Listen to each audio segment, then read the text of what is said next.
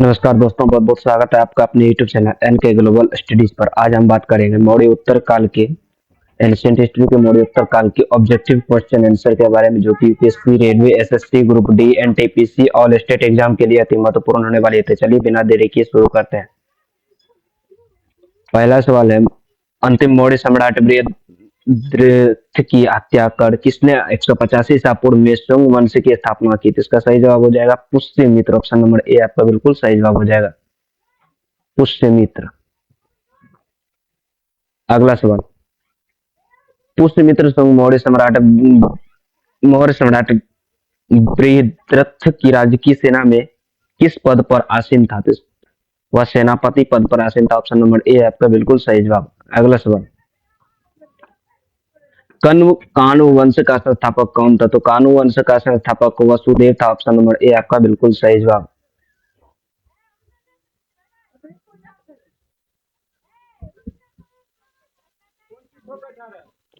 अगला सवाल, सातवाहन या आंध्र सातवाहन वंश का संस्थापक कौन था? तो सातवाहन या आंध्र सातवाहन का संस्थापक सिमुक था। ऑप्शन नंबर ए आपका बिल्कुल सही जवाब। अगला सवाल, सातवाहनों ने पहले स्थानीय अधिकारियों के रूप में किसके अधीन कार्य किया था? तो सातवाहनों ने पहले स्थानीय अधिकारियों के रूप में मौर्यों के अधीन काम किया था। ऑप्शन नंबर बी आपका बिल्कुल सही जवाब। अगला सवाल, निम्नलिखित में से वह महानतम कुषाण शासक कौन था जो बौद्ध बन गया था? तो वह महानतम शासक था कनिष्क। ऑप्शन नंबर सी आपका बिल्कुल सही जवाब। अगला सवाल, कुषाण काल के दौरान मूर्ति कला की गांधार शैली निम्नलिखित में से किसका मिश्रण है? तो यह मिश्रण है भारत ग्रीक शैली। ऑप्शन नंबर डी आपका बिल्कुल सही जवाब। अगला सवाल, कनिष्क की राजधानी थी, कनिष्क की राजधानी पुरुषपुर थी। ऑप्शन नंबर ए आपका बिल्कुल सही जवाब। अगला सवाल, पुरुषपुर निम्नलिखित में से किसका दूसरा नाम है? तो पुरुषपुर पेशावर का दूसरा नाम है। ऑप्शन नंबर सी आपका बिल्कुल सही जवाब हो जाएगा। अगला सवाल, चड़क किसके राज्य चिकित्सक थे? तो चड़क कनिष्क के राज्य चिकित्सक थे। ऑप्शन नंबर डी आपका बिल्कुल सही जवाब हो जाएगा। अगला सवाल, तक्षशिला के प्रसिद्ध स्थल होने का कारण क्या था? तक्षशिला के प्रसिद्ध स्थल होने का कारण था गंधार कला। ऑप्शन नंबर सी आपका बिल्कुल सही जवाब। अगला सवाल, भारत में सर्वप्रथम स्वर्ण मुद्राएं किसने चलाई? तो भारत में सर्वप्रथम स्वर्ण मुद्रा इंडो बैक्ट्रियन ने चलाई थी। ऑप्शन नंबर बी आपका बिल्कुल सही जवाब। अगला सवाल, किस संग्रहालय में कुषाण कालीन मूर्तियों का संग्रह अधिक मात्रा में है? तो मथुरा संग्रहालय में। ऑप्शन नंबर ए आपका बिल्कुल सही जवाब। अगला सवाल, निम्नलिखित में से किसने सोने के सर्वाधिक शुद्ध सिक्के जारी किए? तो सोने के सर्वाधिक शुद्ध सिक्के कुषाण ने जारी किए। ऑप्शन नंबर ए आपका बिल्कुल सही जवाब। अगला सवाल, सातवाहन के समय में मुद्रा सर्वाधिक किस धातु की बनी? तो सर्वाधिक सीसा धातु की बने तो मुद्रा। ऑप्शन नंबर ए आपका बिल्कुल सही जवाब।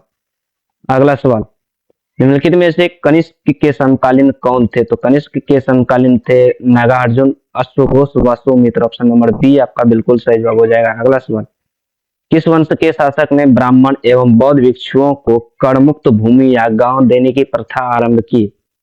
तो सातवाहन के। ऑप्शन नंबर ए आपका बिल्कुल सही जवाब। अगला सवाल, भारतीय रंगमंच में यवनिका यानी कि पर्दा का शुभारंभ किसने किया? तो पर्दा का शुभारंभ यूनानियों ने किया। ऑप्शन नंबर ए आपका बिल्कुल सही जवाब हो जाएगा। अगला सवाल, भारतीयों के महान रेशम मार्ग की शुरुआत किसने कराई? तो भारतीयों के महान रेशम मार्ग की शुरुआत कनिष्क ने कराई। ऑप्शन नंबर ए आपका बिल्कुल सही जवाब। अगला सवाल, निम्नलिखित में से किसने बड़े पैमाने पर स्वर्ण मुद्राएं चलाई थी? तो सबसे बड़े पैमाने पर स्वर्ण मुद्राएं कुषाण शासकों ने चलाई थी। ऑप्शन नंबर सी आपका बिल्कुल सही जवाब। अगला सवाल,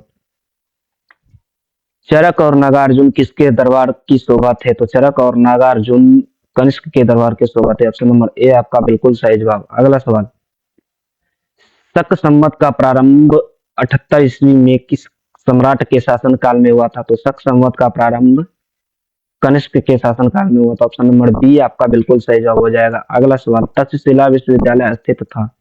तक्षशिला विश्वविद्यालय पाकिस्तान में स्थित था। ऑप्शन नंबर ए आपका बिल्कुल सही जवाब। अगला सवाल, प्राचीन काल में कलिंग का महान शासक कौन था? तो प्राचीन काल में कलिंग का महान शासक था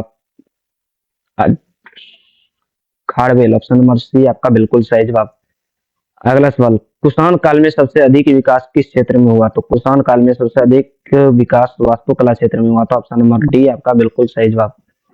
अगला सवाल, सातवाहन ने आरंभिक दिनों में अपना शासन कहाँ शुरू किया था? सातवाहन ने आरंभिक दिन में आंध्र में अपना शासन शुरू किया। आरंभिक दिन में आंध्र में अपना शासन किया। ऑप्शन नंबर डी आपका बिल्कुल सही जवाब। अगला सवाल, सातवाहन राज्य की राजधानी कहाँ थी? तो सातवाहन राज्य की राजधानी पैठन या प्रतिष्ठान में थी। ऑप्शन नंबर बी आपका बिल्कुल सही जवाब। अगला सवाल, निम्नलिखित में से कौन सा अभिलेख कलिंग नरेश खारवेल से संबंधित है? तो हाथी गुम्फा। ऑप्शन नंबर ए आपका बिल्कुल सही जवाब हो जाएगा। अगला सवाल, किस सातवाहन नरेश ने यागा सप्तशती की रचना की? तो हाल ने। ऑप्शन नंबर सी आपका बिल्कुल सही जवाब। अगला सवाल, सातवाहन शासक की राजकीय भाषा क्या थी? तो सातवाहन शासक की राजकीय भाषा प्राकृत थी। ऑप्शन नंबर बी आपका बिल्कुल सही जवाब। अगला सवाल, निम्नलिखित राजवंश का सही कालक्रम क्या है? तो इसका सही कालक्रम है पहला शुंग, उसके बाद सातवाहन, उसके बाद गुप्त, उसके बाद चोल। इसका सही जवाब हो जाएगा ऑप्शन नंबर डी 3 1 2 4। अगला सवाल, मौर्य साम्राज्य के पतन के बाद भारत पर सबसे पहले किसने आक्रमण किया? तो भारत पर सबसे पहले आक्रमण किया ग्रीक ने। ऑप्शन नंबर ए आपका बिल्कुल सही जवाब, बैक्ट्रियन या ग्रीक ने। अगला सवाल, विक्रम संवत का प्रारंभ कब हुआ? तो विक्रम संवत का प्रारंभ 58 ईसा पूर्व में हुआ। ऑप्शन नंबर बी आपका बिल्कुल सही जवाब। अगला सवाल, मौर्य के बाद दक्षिण भारत में सबसे प्रभावशाली राज्य कौन सा था? तो मौर्य के बाद दक्षिण भारत में सबसे प्रभावशाली राज्य सातवाहन। तो ऑप्शन नंबर ए आपका बिल्कुल सही जवाब। अगला सवाल, बुद्ध की खड़ी प्रतिमा सर्वप्रथम किस काल में बनाई गई? तो बुद्ध की खड़ी प्रतिमा कुषाण काल में बनाई गई थी। ऑप्शन नंबर ए आपका बिल्कुल सही जवाब। अगला सवाल, शुंग वंश के बाद किस वंश ने भारत पर शासन किया? तो शुंग वंश के बाद कण्व वंश ने शासन किया भारत पर। ऑप्शन नंबर सी आपका बिल्कुल सही जवाब। अगला सवाल, किस चीनी जर्नल किस चीनी जनरल ने कनिष्क को पराजित किया? तो वो थे पेन चाओ। ऑप्शन नंबर ए आपका बिल्कुल सही जवाब। अगला सवाल, उत्तरी तथा उत्तरी पश्चिमी भारत में सर्वाधिक संख्या में तांबे के सिक्कों को जारी किया था कुषाण ने। ऑप्शन नंबर बी आपका बिल्कुल सही जवाब हो जाएगा, कुषाण। अगला सवाल, कथन एक, कुषाण फारस की खाड़ी और लाल सागर से होकर व्यापार करते थे और कथन आर उसकी सुसंगठित नौसेना उच्च कोटि की थी। तो इसका सही जवाब ऑप्शन ए और आर दोनों सही है तथा आर ए की व्याख्या करता है नहीं। बी, ए और आर दोनों सही किंतु आर ए की व्याख्या नहीं करता है। नहीं।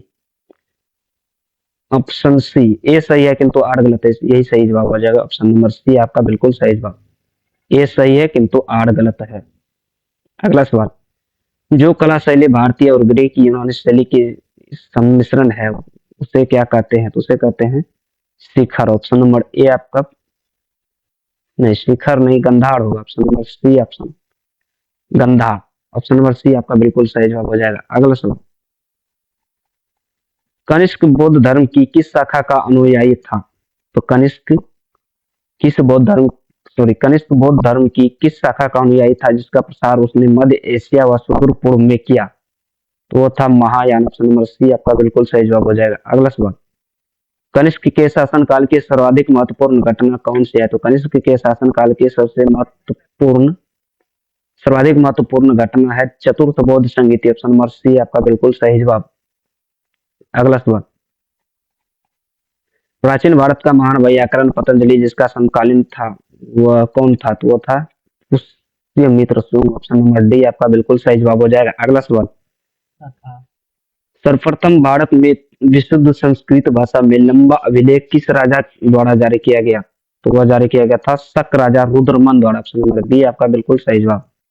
अगला सवाल, किस राजा के शासन काल में ईसाई धर्म प्रचारक सेंट थॉमस भारत आया? तो सेंट थॉमस भारत आया था गोंदोफिरनस के शासन काल में। ऑप्शन नंबर सी आपका बिल्कुल सही जवाब। किस शासन काल किस कुषाण शासक ने सर्वप्रथम स्वर्ण मुद्राएं जारी की? तो वो था कंडफिशस कड़फिसस टू, ऑप्शन नंबर बी आपका बिल्कुल सही जवाब।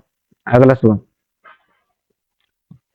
किस वंश के शासक ने क्षत्रप प्रणाली का प्रयोग किया? तो हिंद यवनों ने, ऑप्शन नंबर बी आपका बिल्कुल सही जवाब हो जाएगा। अगला सवाल, हिंद यवनों किस वंश के शासक ने क्षत्रप प्रणाली का प्रयोग किया था? तो शक ने, ऑप्शन नंबर डी आपका बिल्कुल सही जवाब हो जाएगा। अगला सवाल, अतार की उपाधि किस वंश के शासक ने धारण की? अतार की उपाधि किस वंश के शासक ने धारण की? तो शक वंश के शासन ने, ऑप्शन नंबर ए आपका बिल्कुल सही जवाब हो जाएगा। अगला सवाल, प्राचीन काल में भारत पर आक्रमण का सही कालानुक्रम है? तो प्राचीन भारत में भारत पर आक्रमण का सही कालानुक्रम यूनान, शक, कुषाण, ऑप्शन नंबर ए आपका बिल्कुल सही जवाब। अगला सवाल, भारत में प्रथम बार सैनिक शासन व्यवहार में लाया गया? भारत में प्रथम बार सैनिक शासन व्यवहार में लाया गया था ग्रीक के द्वारा, ऑप्शन नंबर ए आपका बिल्कुल सही जवाब हो जाएगा। अगला सवाल, ईसा पूर्व दूसरी सदी के प्रारंभ में उत्तरी अफगानिस्तान में स्थापित भारतीय यूनानी राज्य था? प्रस्थापित भारत यूनानी राज्य बैक्टीरिया था, ऑप्शन नंबर ए आपका बिल्कुल सही जवाब। अगला सवाल, चार धातु सोना, चांदी, तांबा एवं सीसा के सम्मिश्रण से बनने वाले सिक्के को क्या कहा जाता था? तो इससे बनने वाले सिक्का को कांसारपन कहा जाता था, ऑप्शन नंबर डी आपका बिल्कुल सही जवाब। सर्वप्रथम रोम के साथ किन लोगों का व्यापार प्रारंभ हुआ? तो रोम के साथ तमिल एवं चेरों का व्यापार प्रारंभ हुआ, ऑप्शन नंबर बी आपका बिल्कुल सही जवाब। अगला सवाल, मौर्योत्तर कालीन प्रमुख बंदरगाह में कौन असत्य है? तो मौर्योत्तर कालीन प्रमुख बंदरगाह में असत्य कथन है कोचिन, ऑप्शन नंबर डी आपका बिल्कुल सही जवाब। अगला सवाल, निम्न में से किस स्थान को पेरिप्लस ऑफ द इरीथ्रियन सी में पोड़के कहा गया है? तो इरीथ्रियन सी में पोड़के कहा गया है अरिकामेडुक, ऑप्शन नंबर बी आपका बिल्कुल सही जवाब। अगला सवाल, मौर्योत्तर काल में किसने भारत में हिंदू यूनानी राज्य की स्थापना की थी? हिंदू यूनानी राज्य की स्थापना किसने की? तो डेमेट्रियस ने, ऑप्शन नंबर ए आपका बिल्कुल सही जवाब। अगला सवाल, निम्नलिखित में से किसने अपने जीवन के उत्तरार्ध में राजसत्ता पुत्र को सौंप कर बौद्ध भिक्षु का जीवन अपनाया? तो वो था मिनांडर, ऑप्शन नंबर सी आपका बिल्कुल सही जवाब। अगला सवाल, कुषाण का संबंध था चीन की यूची जनजाति से, ऑप्शन नंबर सी आपका बिल्कुल सही जवाब हो जाएगा।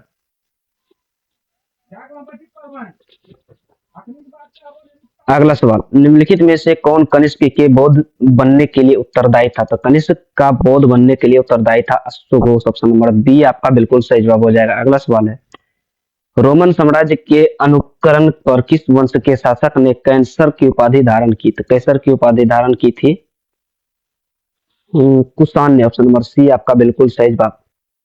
अगला सवाल, निम्नलिखित में से किसका निर्माण शुंग काल में हुआ? तो शुंग काल में निर्माण हुआ बरहुत स्तूप, सांची स्तूप की देविका एवं तोरण, भाजा स्तूप सभी का हुआ था, ऑप्शन नंबर डी आपका बिल्कुल सही जवाब। अगला सवाल, सातवाहन नरेश हाल के समकालीन गुणाढ्य ने किस प्राकृत ग्रंथ की रचना की? उन्होंने रचना की थी बृहत कथा की, ऑप्शन नंबर ए आपका बिल्कुल सही जवाब, बृहत कथा। अगला सवाल, निम्नलिखित कथनों पर विचार कीजिए। सातवाहन शासक बौद्ध पर अत्याचार करते थे, पुष्यमित्र शुंग बौद्ध को संरक्षण देते थे, शंशक ने बौद्ध गया में बौद्ध वृक्ष को कटवाया था। तो इसका सही जवाब होगा केवल 3, शशांक ने बोध गया में बौद्ध वृक्ष कटवाया था, ऑप्शन नंबर डी आपका बिल्कुल सही जवाब हो जाएगा 3, ओनली फॉर 3। अगला सवाल, निम्नलिखित में से किस अभिलेख में चंद्रगुप्त मौर्य और अशोक दोनों का उल्लेख किया गया है? तो चंद्रगुप्त मौर्य और अशोक दोनों का उल्लेख किया गया है महाक्षत्रप रुद्रमन का जूनागढ़ अभिलेख में, ऑप्शन नंबर बी आपका बिल्कुल सही जवाब। अगला सवाल, प्राचीन भारत में से किस एक ने नियमित रूप से सोने के सिक्के चलाए थे? तो सोने के सिक्के चलाए थे कुषाण ने। ऑप्शन नंबर सी आपका बिल्कुल सही जवाब। अगला सवाल, कलिंग नरेश खारवेल किस वंश से संबंधित था? तो कलिंग नरेश खारवेल संबंधित था चेदी से। ऑप्शन नंबर ए आपका बिल्कुल सही जवाब। आज का क्लास यहीं तक, मिलते हैं अगले क्लास के साथ, तब तक के लिए जय हिंद जय भारत।